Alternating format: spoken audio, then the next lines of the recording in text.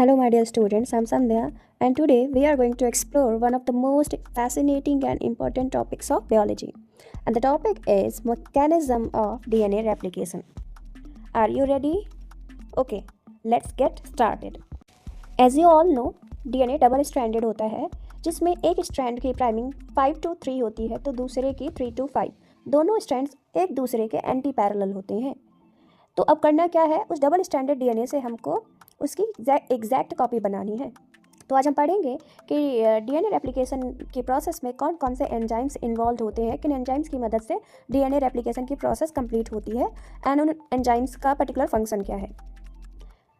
अगर हमको एक डीएनए, हमारे पास डीएनए का फ्रैगमेंट है, उससे हमको न्यू स्ट्रैंड्स बनाने हैं, तो कौन कौन से एंजाइम्स हमारी मदद करते हैं। तो पहले हम बात करेंगे उन एंजाइम्स के बारे में। तो मैं आपको बता दूं, डीएनए रेप्लिकेशन डीएनए के जिस स्पेसिफिक साइट से स्टार्ट होता है उस साइट को हम बोलते हैं origin of replication. DNA replication के प्रोसेस में जो डीएनए में वाई स्ट्रक्चर बनता है, उस वाई स्ट्रक्चर को हम बोलते हैं रेप्लिकेशन फॉर्क, जो आप इस एनिमेटरी वीडियो में अच्छे से देख सकते हैं। तो उस वाई स्ट्रक्चर को हम क्या बोलते हैं? Replication fork. सबसे पहले जो एंजाइम इन्वॉल्व होता है डीएनए रेप्लिकेशन के प्रोसेस में, वो एंजाइम है हेलिकेज। हेलिकेज एंजाइम डीएनए के स्ट्रैंड को अनवाइंड करने का काम करता है। The enzyme helicase unwinds the DNA strand. आपको पता है डीएनए के स्ट्रैंड में जो बेसेस हैं वो आपस में हाइड्रोजन बॉन्ड के थ्रू जुड़े हुए होते हैं। तो हेलिकेज एंजाइम उन हाइड्रोजन बॉन्ड्स को तोड़ता है। जैसे कि आपको पता है, अगर आपके पास एक दो रस्सियां हैं जो आपस में टैंगल्ड हैं, तो आप सामने से उसको खोलोगे तो पीछे टेंशन क्रिएट होगा। ऐसे ही हमारा जो डीएनए स्ट्रैंड है, उसको जब हेलिकेज अनवाइंड करता है तो पीछे से सुपर कॉइलिंग क्रिएट हो जाती है, स्ट्रेस क्रिएट होता है। तो इस स्ट्रेस को, सुपर कॉइलिंग को रिलीव करने के लिए दूसरा एंजाइम आता है, that is topoisomerase. So topoisomerase reduces the stress of supercoiling. Got my point? Topoisomerase prevents overwinding ahead of the fork.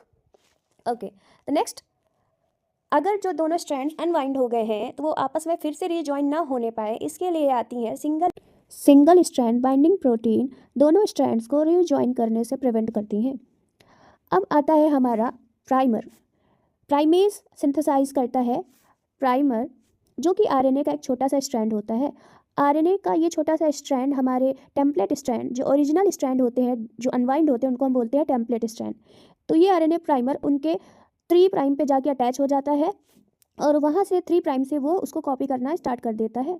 और आरएनए प्राइमर के अटैच होने के बाद आता है दूसरा एंजाइम, जो कि रेप्लिकेशन प्रोसेस का मेन एंजाइम है, DNA dependent DNA polymerase.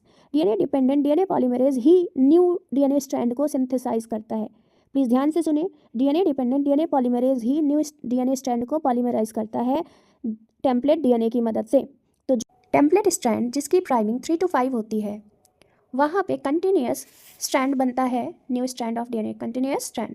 Okay, ध्यान रखिएगा, जो न्यू स्ट्रैंड बनता है डीएनए का, हमेशा उसकी प्राइमिंग 5 to 3 प्राइम होती है।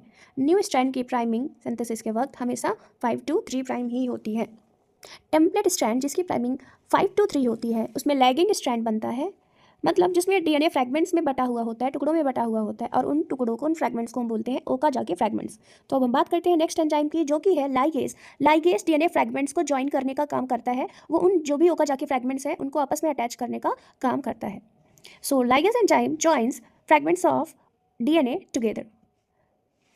अब जो